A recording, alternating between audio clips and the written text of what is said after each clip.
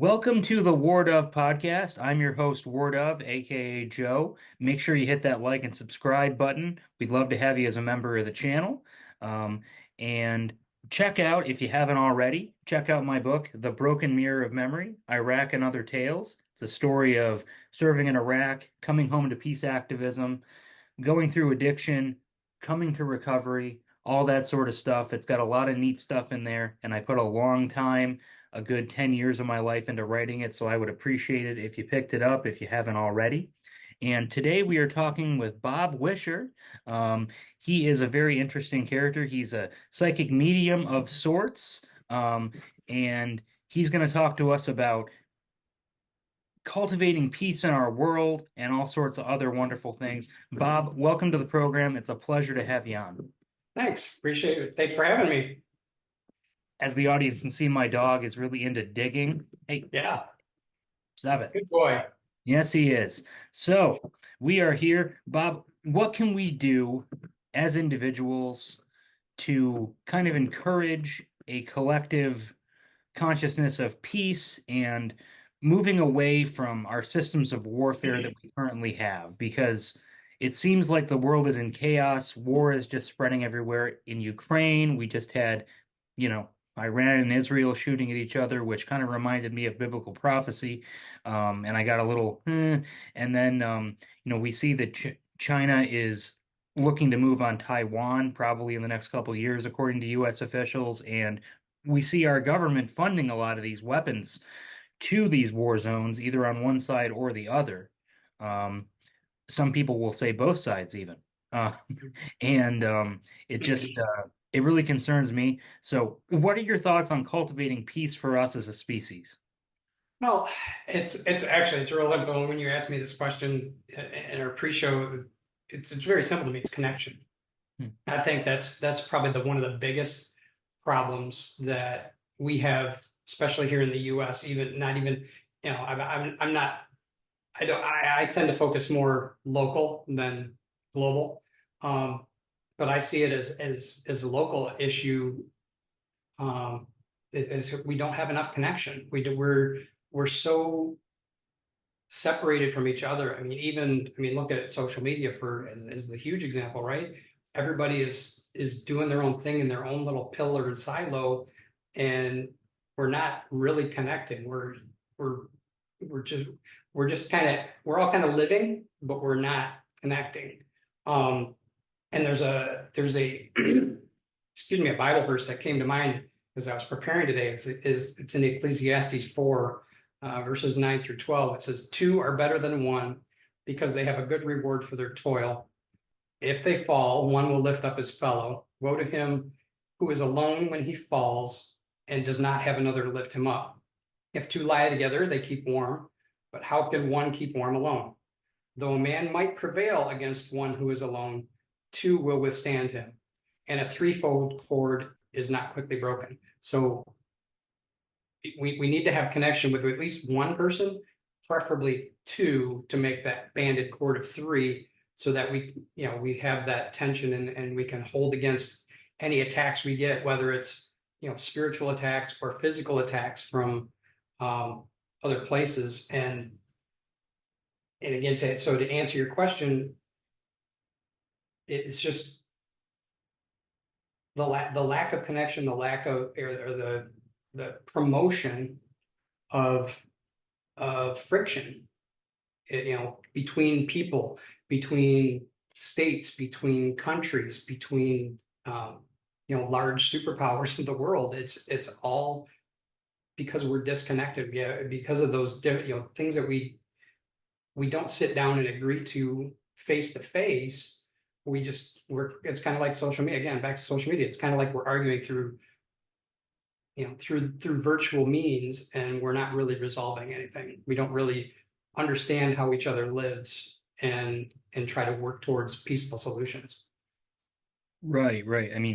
Usually I tend to think, when two people meet and they sit down, they may disagree about a whole myriad of issues, but Mm-hmm. generally people are pretty agreeable, when you really sit down with them and, get to know them, even if you vehemently disagree. I'm just wondering, do you think it's really the quest for power and control that really leads one nation to rise up against another. It really is about control, and we fail to realize that at the end of the day, we're all one. Yeah, We're yeah, really absolutely. one species. Absolutely. We're all God's children, every one of us. Um, we're all made in his image, whether we're, Americans or Chinese or Koreans or Italians, whatever. We're all made exactly the same. We're meant to be here to love each other and support each other. And that's where the challenge is finding those common things that we have in common. We have six needs. We have certainty, uncertainty, love and connection. Um, the, the fourth one is not coming to me now. Growth and contribution. And when we understand where each other's motivations are, um, it makes it a lot easier to have a common ground and find um, those points where we can connect on things, we can agree on things, and we can form bonds and understanding with each other. Right, right. So peace really starts on the local level for you. It starts on the community Sure. level. It starts in your family. There's a book by the Dalai Lama called How to Practice, and he argues for a similar concept that really peace begins with us, Yeah. um, in our local sphere of influence, shall we say, and then it radiates out. And if people would develop an attitude of compassion and loving kindness, that sort of thing, that we would really have a better world. But right now, and also in the past, it seems like we get so wrapped up in greed, wrapped up in our own ideologies, our own ideas, that we kind of fail to have that loving kindness and compassion. So, Yeah, absolutely. We don't, we tend to want to die on every hill, right? To die, when we feel a certain way, whether, obviously upcoming election, big, it's going to get worse here as we get closer to it, right? The right side and the left side, nobody's going to change each other's minds. We all have, we're all raised a certain way. We all have certain beliefs. We all have certain understandings, and nobody's really going to change their mind. Yeah, there's people in the middle that sway either way, and that's fine. But to try to convince, that's what frustrates me. And at some point here, very soon, I'm going to start leaving the social media out of it because people get so political on there. It drives me crazy. Where mm, if you're, even though you feel this way, I'm going to feel this way. I'm going to keep it to myself, but I don't need you trying to change my mind. right. I'm 54 years old. I've already, all my beliefs are instilled in me. You're Mm, not going to change my mind to go one way or the other. So I'm mm. going to believe what I believe. You believe what you believe, and we can coexist and talk about other things. And, you know, Yeah. whether it's sports, have a beer, whatever, it doesn't matter. We just don't need to talk about that stuff. Yeah. Yeah, there's a lot of political infighting, and it's really, I worry it's only going to get worse. I saw yesterday, just as a current events thing, that a you know a man who's I actually read his manifesto after he did this, but he set himself on fire outside of the Trump trial, um, and self-immolated. He clearly felt very strongly Yeah. about what he believed. And but I think it's a shame for someone to do that, no matter their cause. I think there may have been unfortunately, some mental illness there as Yeah. well. Um, but when you read his manifesto, when you read what he's saying, um, I I think I disagree on the specifics, but when you really get into what he's saying, I can't say that he's wrong. You know, Mm. when I'm reading it, I'm going, oh, okay. He basically said, well, the two parties are buddy buddy behind closed doors, and everybody's in each other's pockets, and they're all getting rich. And I said, where's the lie? I said, where's the lie, man?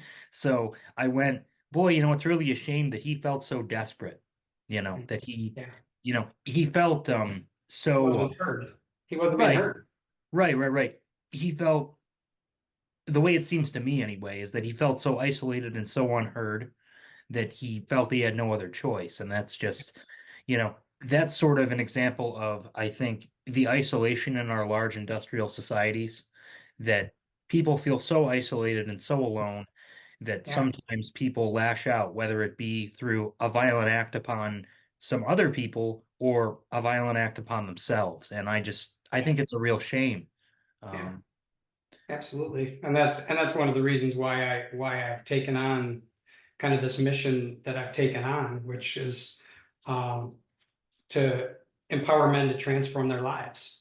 hmm, Um, because we live in lives of isolation and fear, and I want men to have purpose and connection while they're fostering a life rich in joyous service and authentically being able to live their lives every day in alignment with right, themselves.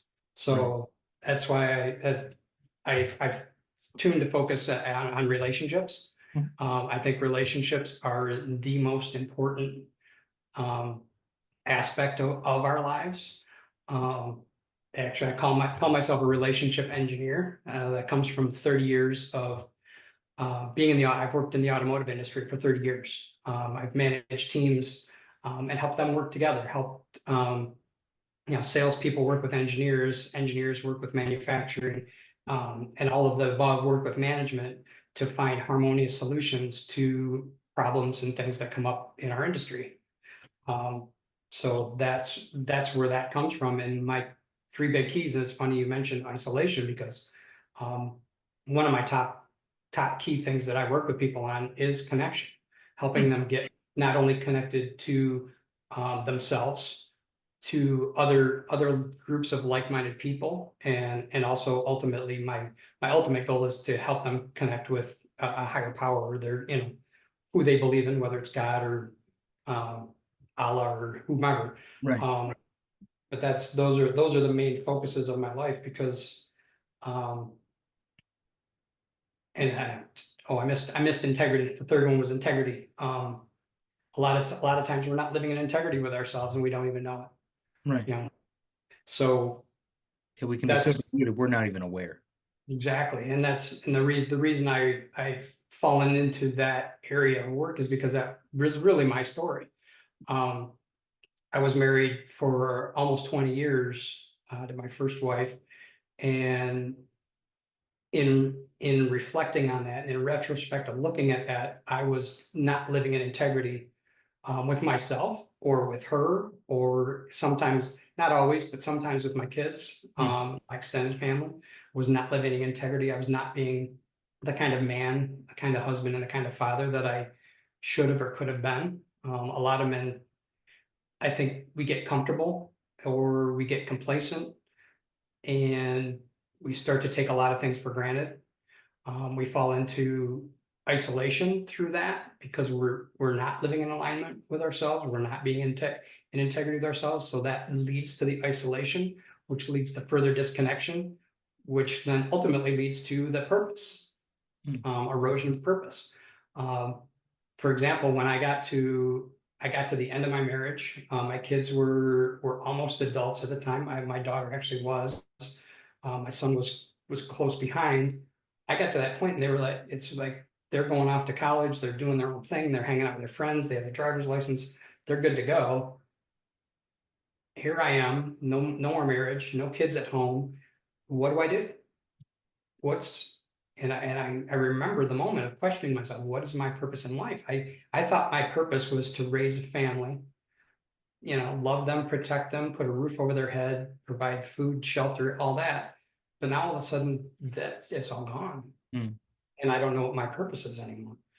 So it pains me deeply to know that there are hundreds and thousands and probably millions of men out there right now that are feeling those same feelings that I felt.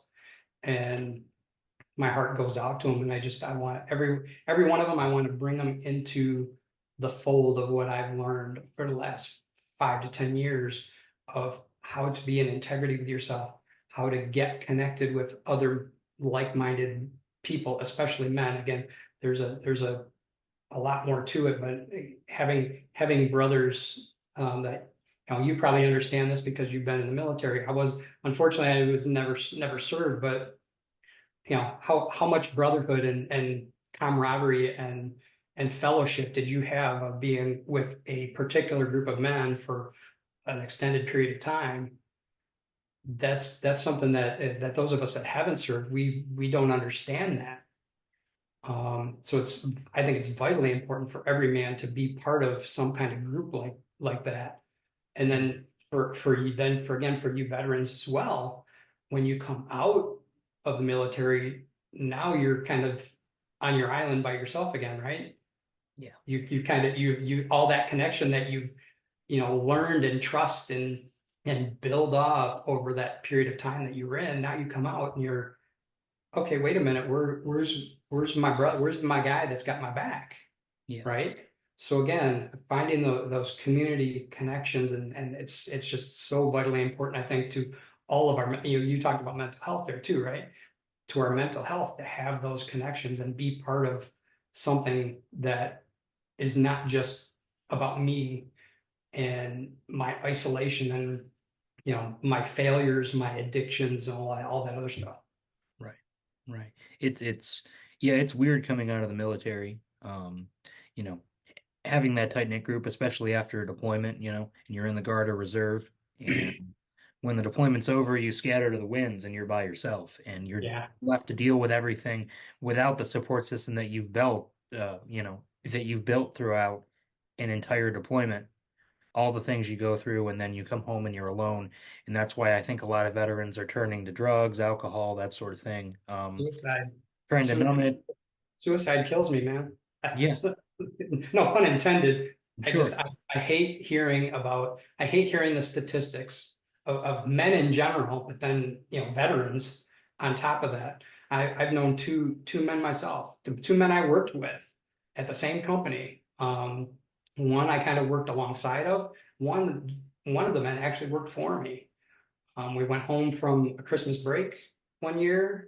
We usually get automotive. We get the same perks as the UAW. We get kind of like a whole week and plus usually a couple extra days around Christmas time. We went home. Everything was fine. I showed up at work back on January 2nd, 3rd, whatever it was. And my boss called me into his office and said, "Hey, yeah, this man took his life over the Christmas break." And it's tragic. It's so unnecessary that because we isolate, we're men, we were taught to be tough, we're taught to you know don't cry and all this other stuff. And yeah, there's some logic to all that, but when you take it to such a degree that you can't ask for help or you can't you know, competition, right? I'm going down all kinds of tangents, rabbit hole, our minds going You're a fine. million miles an hour. But we learn about competition, right? We learn about, when we're playing sports, we just want to beat the other guy. Hmm. And for years of my life, I can just remember every time I met a man, whether it was in the workplace or in a social setting, I was like, God, I want, how can I outwit him or, or in some way get over on that man because I'm better than he is. I need to prove I'm better than he is. Mm. And we get stuck in that mindset and it's such crap. Yeah. It's unnecessary when really if we were just to support each other and love each other and that's why I created my men's group. I created 5 years ago. It's called Men Becoming Better Men. Um, Unfortunately, it's only local here in the Detroit, Michigan area. But 5 years ago, I was reading a book. It's called The Truth About Men by Devon Franklin. Great book. If you haven't read it, um, and he's talking about how the importance of men being connected. And so I immediately I got on, I don't know if I Googled it or wherever. Um, I started looking for men's groups in my area. They, there was a couple. I did try out a couple, but one was like a book study group, and then the other one was a group of guys that went to this particular church, and they had been meeting for like 7 years or something. And I came in and I felt like a complete fifth wheel because they all knew each other, and here's me, new guy coming in. So they tried to make me feel welcome, but I never really felt welcome. Mhm. So um, I decided I'm going to create a group of my own. Yeah. And it just so happened I met a man along the way who had who had been part of men's groups out in Eastern in New York area for like 20 years, and he brought all kinds of information and how tos, and the most important thing he brought was what he calls standards. Hmm. The standards are things like be impeccable with your word, or don't make anything up, or don't take things personally. All really important things that we as men, we kind of know, but we really don't understand the importance and the depth of why they're important. Hmm. For example, making things up. My wife and I joke about this all the time because she learned this as well. When you say I think, or I feel, or I, you know, something like that, when you say that as part of the beginning of a sentence, like I think I know it's cold out today. Um, you don't really know until Hmm. you go outside or you check your weather app or whatever. You don't know that it's cold outside. The sun may be out, the sun may be shining, but it could be 30 degrees outside and it could be freezing cold. So you don't know. So you're making we call that making things up. Hmm. And my wife and I joke about all the time. She questions me all the time now. She's like, "Are you making that up?" So it's important because if we do that in a workplace, especially in a workplace, and I know that in other places as well, you take that, you say, I deal with my engineers all the time. And I think this is contributing to that, and what they're making up, what they think is going on, but they Hmm. don't actually know. They're not speaking with facts. They're not speaking with data. They can't support it. So if you were to challenge them on it, they're like, oh, I don't know. So to speak with facts is very important because it can be detrimental to my reputation, to his reputation, and to the company's reputation and workload. So it's just, again, it's things like that we're helping men understand in the men's group. Integrity being one of them, providing that connection as another one, and then we also work on purpose as well, helping men that are struggling to find what their purpose is, whether they're young men that really don't know yet, or they're older men like me, where our families are often grown, and now it's like, what do we do next with our life and with our world? So it's been a very powerful experience, and I've loved every minute of it. Yeah. Yeah. And I see on your one sheet there that yeah, you're a relationship engineer, and you've clearly put a lot of work into that, and a lot of thought into that. You know, I find that, I have a men's group, that I'm a part of. I'm a I'm a Freemason, so I go to their lodge, and they do teach a lot of those same values. Yeah, they do. I've looked into Masons before. Yeah, it's very very similar. Yeah, yeah, it's they teach a lot of those same values, and I find a lot of connection there. And I've been a member since 2018, and I've been going to the lodge twice a month religiously. Nice. Just got involved in Scottish Rite, so that's another men's group I'm a part of. And they're sort of supporting you, it's really about making good men better, Yeah, and not making bad men good. you yeah. know, because there are bad folks out there. But yeah, I find a lot of that connection in the lodge that I used to have in the military. So it definitely, society can feel so isolating, and I think Mm. that's part of the epidemic you know of suicides. I've dealt Yeah, with many issues myself. I've come pretty close to that myself. 22 veterans a day commit suicide. I yeah. definitely have been close to that point myself. I've definitely thought about it, definitely planned it, definitely considered it, and I'm not I'm not going to be scared to talk about it because it's just a fact. So, you know, it's society can feel very isolating, and sometimes I wonder what's wrong with our overarching society that would allow such an epidemic to go on. Almost, I mean, I feel like we pay it lip service kind of. I feel like they're starting, our large institutions are starting to deal with the problem, but they're not really dealing with the overarching problem that is creating that. suicide epidemic. There's just so much hopelessness in the world. There's so much isolation. Things can feel so anonymous.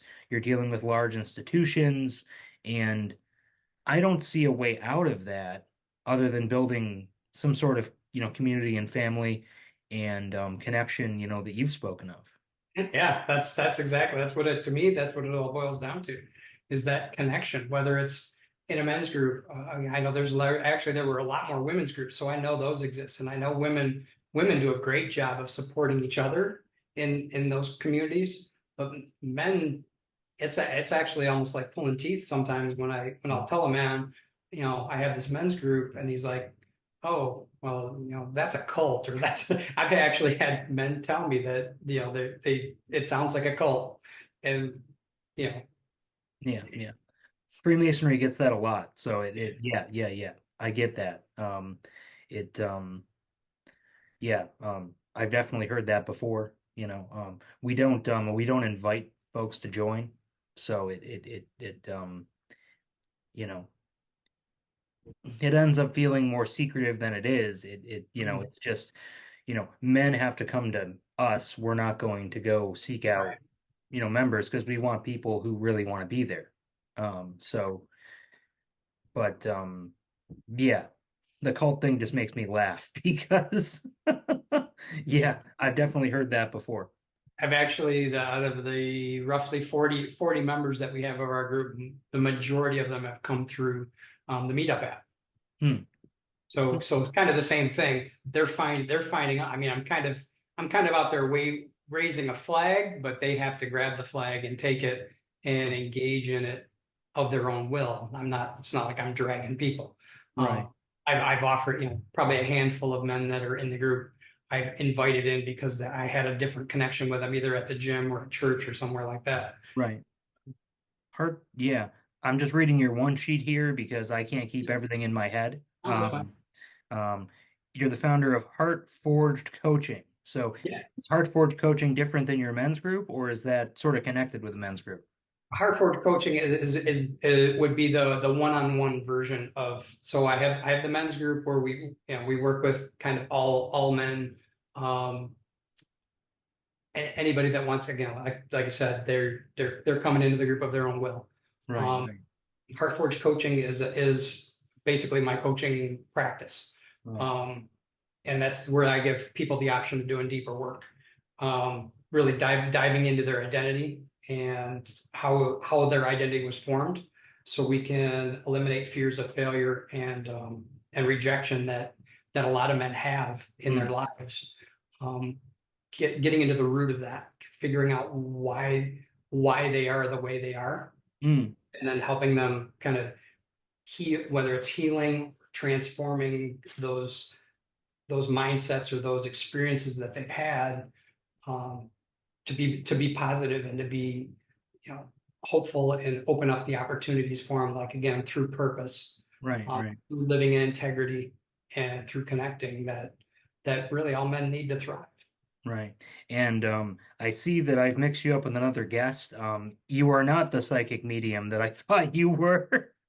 I caught you at the beginning. I wasn't going to correct you. I figured we'd get to it eventually. Yeah, I just realized I mixed you up with another guest. That's what I get for being disorganized. But the point is, we're still here. We're still talking about good things, and that's important. So It's okay. I got a good laugh out of it. I figured we'd sort it out eventually. I must have been talking to too many people at once. Yeah, I know. That's half No, my that's cool. problem. I've been doing the same thing, so I You totally know, understand. you talk about fear of failure. Boy, that was a big one. That's Um, you're the host of the Men Becoming Better podcast as well. Yeah, Um, yeah, that's great. I'm definitely going to subscribe and check it out. That's for sure. yeah. We've got there's it goes back. I think we started that, I don't know, somewhere during or around COVID. It's been out there a couple years. We've got over 100 episodes. Oh Uh, wow. have a couple of different. I originally started off with a colleague of mine. We did it for a while. Then I did it solo for a while, and then the last season, I did with a colleague who's a female, who is also very, um, it does a lot of men's work. She works with men, kind of in a different way. She does it for more from a spiritual aspect. So we had a good couple run of shows there. Some real interesting things that she brought to the table that I wouldn't have necessarily brought to the table, but they were cool conversations. And Yeah, so it's everybody yeah, I brings encourage you to check it something out. different. Yeah, everybody brings something a little different to the table, and it can sort of you know, um, build things you didn't expect almost. Yeah. Bring in sort of perspectives you didn't expect. I'm interested in this mental health first aid, Mental uh, health. because Yeah. that's something that I feel like I might need. So I'm a little interested in that. That honestly, that was a course. Actually, we got something in the mail. The county here, it's actually Wayne County, which is basically where Detroit is in Michigan, southeast lower Michigan. And I don't know how widespread this was, but this card specifically said if you live in Wayne County, you are eligible to take this course. It was through Michigan State University. Um, Online course. It was a day-long course, just learning about the different warning signs and some high level, they call it first aid for a reason, because it's, again, you're not certified as a psychiatrist or a psychologist, or even like the coaching credentials that I have. um I'm not necessarily trained to deal with somebody that's in an imminent emergency, right? So again, they reinforce those types of things, like calling the suicide hotline and things like that. um but just being able to, really what it boiled down to for me was just being more tuned to listen to somebody and walk alongside them, instead of trying to fix or diagnose them, as far Right. as a mental disorder that they have, or something they're struggling with, or depression, anxiety, suicidal tendencies, whatever it is. But just to walk alongside them and listen to them, and and kind of guide them to the resources that, the more professional resources, whether it's counseling or if it's urgent, emergent, getting first responders involved to come and help them with. um so obviously, if someone in my men's group was to call me and say, hey, you know what, I'm sitting here with a 9 mil in my hand and I'm thinking about pulling the trigger, knowing what to do and how to go about helping them in that short period of time until we can get them the right resources. So Right. that's really all the first aid was about. So it was another couple of tools in my tool belt that I can use, Yeah. and work with people. Yeah. Yeah. It sounds like you've started, a very successful, almost, I struggle to say second career, but almost a successful second career building and helping other men become better. Yeah, And that's really, to me, that's really extraordinary. Um, thank you. because I think we need more people out there doing stuff like that. Yeah, Um, you know, I agree, and as much as I love doing it, I'm always on the lookout too for. We've gotten close a couple times with having men in other states and other areas that would want to carry what we do for men becoming better men into their areas. So I'm always kind of on the lookout for that. I'm always interested. So if anybody's listening to this, that the whole concept um, resonates with them, I'd love to have a conversation with it about it. I'd love to get you started. It's not rocket science. There's some nuance to it. It definitely, it takes a heart for it. Um, but I've built up a leadership team in my group in the 5 years we've been together. We built up, there's, I think, about six of us that are, you know, I'll call it certified to lead the meetings and facilitate and guide the men through the different things that they go through, the different things we've seen over the years. Um, but yeah, to be able to, I like you said, I think every man, regardless of who he is, what he's doing, should be in a men's group, connected with other men's, through whether it's through a church or through an independent organization like Freemasons, or what's the other one I looked up? Um, the only name always escapes me. Oh, Mankind Project. okay. There's a lot of groups like that out there that, but they just unless you're like you said before, unless you're looking for something like Freemasons, you're searching for it. They're kind of hard to find. But I Yeah. really think there's just immense value in men being able to get together. Because one of the things we do, that's really the key part of what we do in our meetings is give men a voice. Just Mm. give it we do about an hour long portion of our meeting, which we call breakouts, where we break into small groups of 4 or 5 men and just give them, each man gets if it's an hour and there's 5 men, we each get 12 minutes. You get 12 minutes to talk about whatever you want to talk about.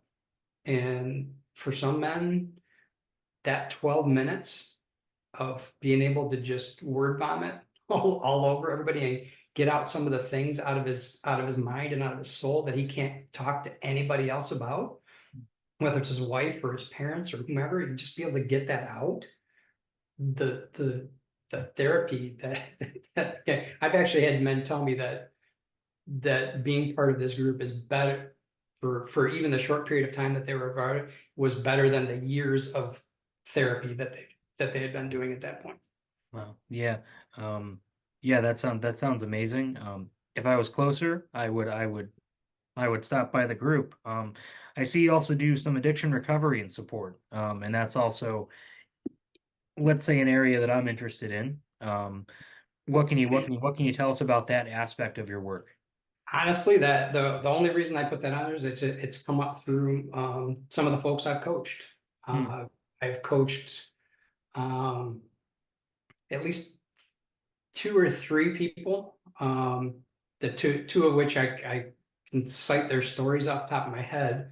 One was a woman I worked with very early in my coaching career. She was alcoholic and was causing all kinds of havoc in her life, and she wanted to be done with it. And just through the process that I work with people on, it she ended up getting free of it. Right. Um, and then another man I worked with about a year or so ago, he went through our whole entire program. Things were good. He started from day one. Um, he was not only an alcoholic, but he was addicted to an opioid type painkiller. Hmm. He stopped taking both the from the time we started working together. We worked together for about 3 months, and then in the very last week of yeah, and I think there was probably something may have I don't know, I'm making this up just so you know. My impression was that something spooked him so much about the fact that we weren't going to be working together anymore, Mhm. and he wasn't sure what was going to happen. He fell off the wagon. He Hmm. went he went into a weekend long um, relapse, and we got him back, and then kind of got him situated. He spent a very brief period of time in the hospital, but since that day when he came back and got clean out of that, he's now about 6 months into being clean. Oh, great. You know, and So it's you, just something that it's just a kind of a weird thing that happens through my coaching. It's not something I'm really trained in any particular modality to do. It just kind of comes natural to um, help people out of those kind of situations.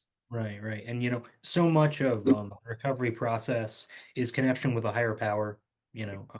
So much of, I think, the loneliness and the suicide epidemic, that we were talking about, and of course the addiction epidemic, which I think are all intertwined and related, really, when you get down to it.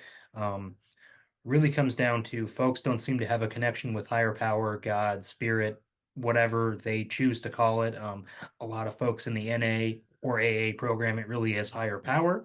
Um, and, God seems far away from us. So, could you expand on that a little bit?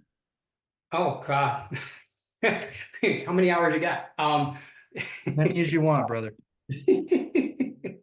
No, that is you hit me right there with that one. That's something that's very near and dear to my heart. So and it's kind of again part of my story was I didn't know I had power. I always thought there was a God. I was kind of one of those people.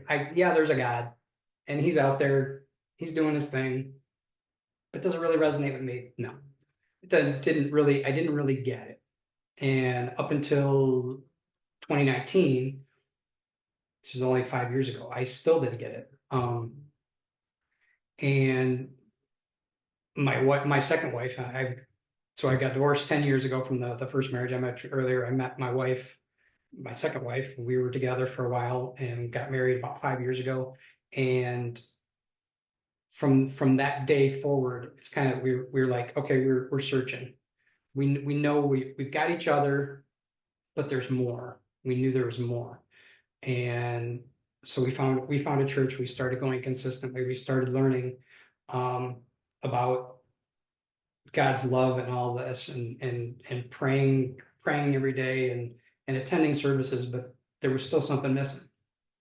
And then recently, well, not recently, well, it's 2 years ago now, recently, but I was doing a devotional on the YouVersion Bible app one day, and I found this group called Influencers. And this devotional, actually, I found it because I was searching specifically for men specific devotionals, things that give us strength, give us courage, that kind of thing. Um, Found this devotional. I got to the bottom of it. I was like, oh, wow, that was like one of the most powerful things I've ever read. I looked up the organization. Long story short, influencers.org. It's a national organization. Actually, they're at the point of going global right now. But the process that they teach, and it's basically you buy this set of books and you go through this process. It's a 9-month process, and it teaches you how to have an intimate, abiding relationship with Jesus. And like I said, I started that about 2 years ago. My relationship with Jesus has grown exponentially to where, like I said, I used to think God was out here. Hmm. Um, as I progressed through that process, God went from being out here to me realizing that He dwells in my heart, literally every minute of every day. He's actually the one that's speaking these words right now. The Holy Spirit is what's speaking these words out of my mouth right now to tell you this story and your listeners, because He wants us to be. That's all He wants. I thought going to church for years was about passing the hat and raising the money went to Catholic church so the priest could have this big house next door to this big, gorgeous, beautifully adorned building. Mhm. That is not what all God wants is to have an intimate relationship with His children. Mhm. And that's after that, everything else there's no checklists. There's no though thou shalt not stuff. That's all there. But first and foremost, primarily, He wants to have a relationship with you so you can understand how much He loves you. And He just wants you to love Him back. Right. And the best part about that, from our experience, my wife and I went through this together. The best part about that, as we grew vertically closer to God, we grew, as we grew closer to Him, we grew closer to each other too.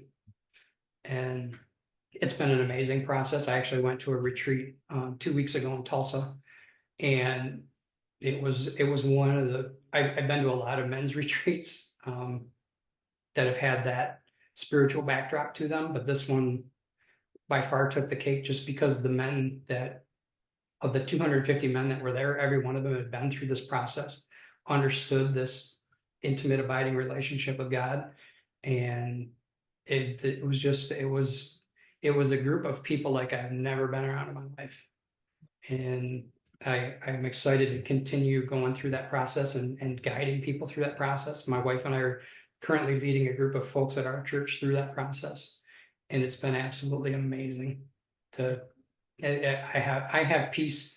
I have peace and joy every day of my life. Even if I can have the worst day at work. My car could break down, whatever the case may be, and I'm going to have peace and joy in that day just because I have that relationship with Him, and I know He's there and He's got me. Right. Yeah, isn't it strange how, even after all the talk of isolation, and the suicide epidemic and the addiction epidemic, really what it comes down to, I think, is a lack of connection to God Absolutely. as we understand him. It comes down to we're isolated from God. We're isolated from God's love. Either we've chosen to, or we just simply get lost. Yeah. And I don't think it's always a choice, at least in my opinion. I think it's sometimes people get lost. Yeah. And, what what really helps pull us out is that connection to God Yeah. and holding God in our hearts. I think there's so much beauty and joy in that I'm glad that that message is getting out on the podcast today because it's something that you know even I, as a person who believes, um, I can get really easily isolated from. Yeah. So, Well, that's spiritual warfare, right? That's the end. That's our enemy. He's trying to lie, cheat, steal, and kill us. He wants us to be isolated. He wants us to be alone because if we're alone and isolated, we can't help anybody. And if we're connected to each other, there's strength in those numbers, and he can't defeat us if we have the numbers. right. He can't defeat us anyway because we have God on our side, but he can't take us out individually when he isolates us and gets in. That's when those men take their own lives. Mm. And if we stay connected to each other, he can't win. He can't win that battle. Right, right. You can't do it. And I know that one day, you know, I know that one day Jesus Christ will return and he will bring, peace to the earth. Um, and it seems a shame that our species is so, or rather feels itself so inadequate that we feel we have to wait for that to make positive changes for ourselves, try to live out, you know, my idea as more of I guess you could call me a liberal Christian, I guess. Um, More of a, you know, um, I guess you'd call me a leftist Christian almost in the way, progressive Christianity, so to speak, as opposed to conservative Christianity, which really they're the same thing. They're just different views on the same coin. But I think that we really get isolated from that love of God, and sometimes we don't make the changes that we could make for ourselves with God's help to make the world a better place while we're waiting for his return. People say, oh, okay, well, he's coming back someday, so we don't need to make these changes now. God's going to sort it out. Let's not do any of the work. And I don't think that's part of the Christian walk. I think part of the Christian walk is getting in there and doing the work. Yeah, Um, absolutely. and it seems a shame to me, in my view, that so many churches, obviously not yours because they're hosting all these wonderful things, um, I think so many churches are not doing because they're not doing the work to cultivate peace, to cultivate understanding, to bring people together. It's more of the passing the hat, like you said. And I won't single out any particular denomination, church, or group or anything. People can make their own decisions on who they think is doing that, Yeah. because Yep. it's going to be different for every person, I think. But just seems to me that we could we could be the hands and feet of Jesus's work in the world while we're waiting for him to return. That's always how I felt in my heart of hearts. And the funny thing is, you said doing the work, and I actually, to me, it's not even work. The only thing, like I said, we have to do is just accept his love, accept his love, give him love back. If you can do that every day, everything else will take care of itself. I've actually seen it happen. Mm. Things in my life are trending in a positive direction every single day. And it's all just because I spend time with him in the morning and I think about him all day and talk to him all day. And even the devotional this morning in my Bible app was just lost my train of thought. Um just just pray all the time, pray always, and just be with him all the time, every day. And it's not like you got to spend specific time getting your Bible out. It's just, in the shower. Thank you, God, for soap. It could be that simple. It could be driving in the car. Somebody could avoid you. Oh, thank you, Jesus, for not letting that car hit me and ruin my day. Mm. Just even little things like that. That's being intimate with him and talking to him all the day, every day. And again, the more I do it, the more I feel it, and the the better my life goes, the more peace and joy I have Hmm. every single day. And it's just, I wish I could go back. Sometimes wish I could go back to be a younger version of me and know what I know now. Hmm. So maybe life, all those challenges wouldn't have been so hard. But again, he put those challenges there for me so I could learn and be here where I am today and be able to tell other people. Right, right. And yeah, it's life is definitely a growth journey. And in that spirit, as I'm growing, as you can tell from the start of the podcast, where this is the relationship expert, this is the relationship engineer, not the psychic medium, like we see, I'm still learning, but maybe I'm putting that out into the universe and you have some powers I don't know about. Maybe. Maybe. I thought you knew something I didn't know. I might have, but did I miss anything? Is there anything really important that I did not cover? That you want to go into that really sits on your heart that you feel you need to get out to the world. Actually, the only thing I wanted to share that we didn't talk about was I do have an available resource. It's a free ebook that I have. You can find it on my website, menbecomingbettermen.com. If you go to that website, you go in the upper right hand corner, it says download free ebook or download free ebook.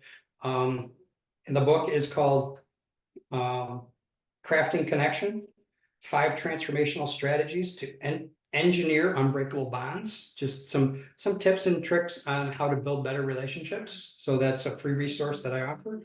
Um, and then obviously you get on my mailing list, and there's some more things that come from that and through that. So, but yeah. And then if you wanted to follow me on social media, um, I'm kind of in the process of retooling some things right now. The only thing that's really um, ready to go is my Instagram, which is at the Relationship Engineer, all one word. You can follow me there. Actually, I was working on before the podcast. I'm working on some new content that we're going to be dropping there here in the near future. So ramping it up, and just we're gonna do what we can to serve men and help people find, whether it's connection or improve their integrity or find their purpose. And those are my big 3 goals. So if you know a man that needs help or work in any of those areas, have him follow me, reach out, and I'd love to help them, especially brothers that are in distress and really don't know where to turn. I have a listening ear and a loving heart, and that's all that really matters. I just don't, like I said earlier, I just don't want men to be living in that place, because I've been there. I know how much it hurts. I know how much it sucks, and I don't want anybody to be there. Yeah, that's a great message, and it's a great thing you're doing. With your life. I think that when you're done, if I may be so presumptuous, I think that when it's done and we stand before the throne, God will say to you, "Well done, good and faithful servant." I really truly believe that. That's my goal. I do it all for him. So he's guiding my steps. So I know he knows that. I know that, and everything else is just living for his glory. So Great, great. Well, I want to thank you so much for taking the time to be on the show with us today. yeah, Um, been a really pleasure. appreciated speaking to you, especially once I figured out which guest you were. That was really helpful. And I just want to say, here on the Word of podcast, we're all about that connection. We're all about finding that peace, whether that's peace in ourselves, most importantly, and more importantly, for my aspect, it's peace in the world. And I think we came a little bit closer to that today by realizing that we have to have peace in ourselves before we can make peace in the world. And a lot of that comes through connection with higher power, God. And if you're a very committed Christian, through a relationship with Jesus Christ. And I will leave it up to the individual to decide. But I just want to say, as we always do on the Word of podcast, remember everybody, be humble, be kind. And until next time, peace, guys. Thanks, Joe. Thank you.